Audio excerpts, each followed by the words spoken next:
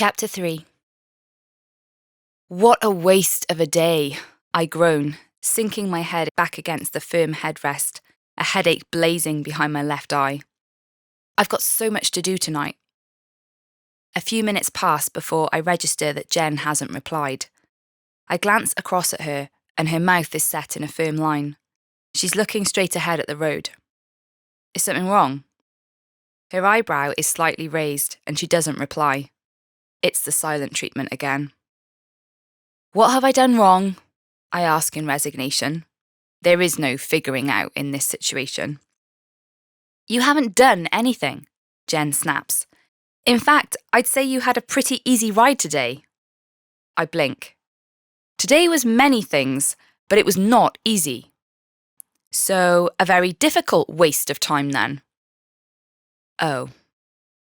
I didn't mean it like that, I sigh, rubbing my temples.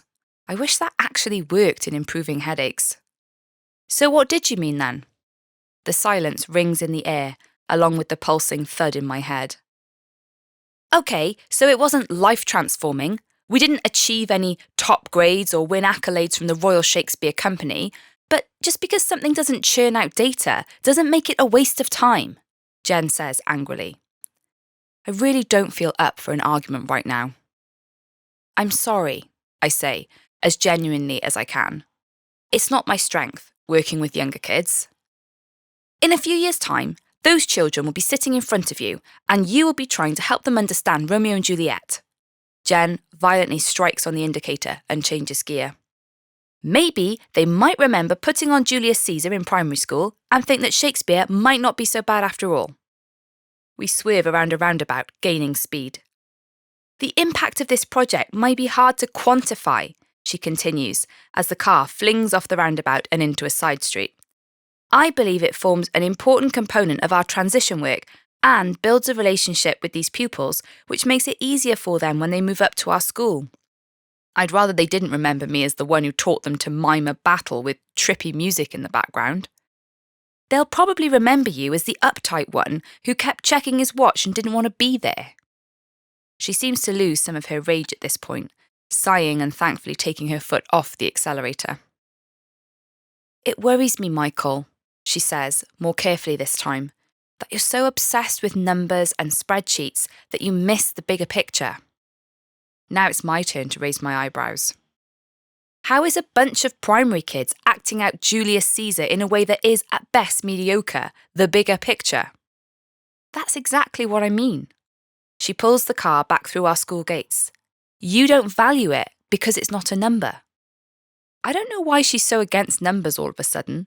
Nice, predictable spreadsheets. You never have to argue with them. The car rolls into a parking space and she switches off the engine. The noise suddenly cuts into silence. Neither of us move. I was going to ask if you wanted to have dinner tonight, she says, looking down at her hands in her lap. But it sounds like you're busy.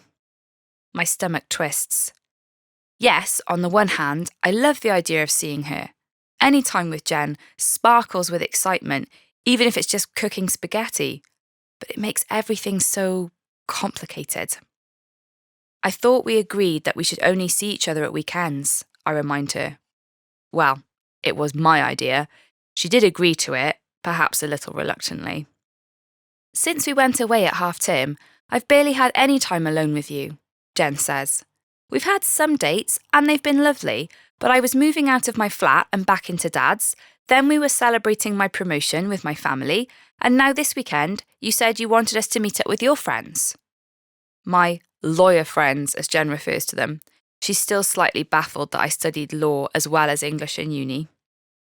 I can cancel that if you want, I say, a little too hopefully. I'm slightly dreading introducing Jen to them because I know they will love her.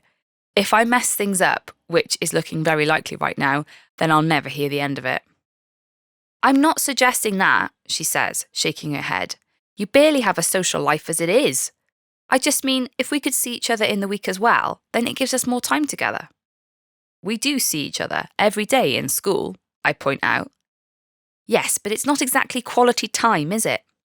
As if to prove the point, the bell rings in the distance and students start streaming past the car, talking loudly, and some of them waving and shouting, "Hi, sir!" "I've stayed at yours before," she says, continuing her argument, "so why can't I just stay over again and come with you to school in the morning?" You know David's funny about it. Our head teacher, David Clark, has made it clear that he doesn't want us to be in a relationship. If he hadn't promoted us both recently, I think we would be in a tenuous position, but he's being sued at the moment and has got bigger fish to fry than to plug the draining bathtub that is my love life. The fact is, when Jen stayed at my house, it was an emergency. We weren't really together then. And, well, things have changed since then.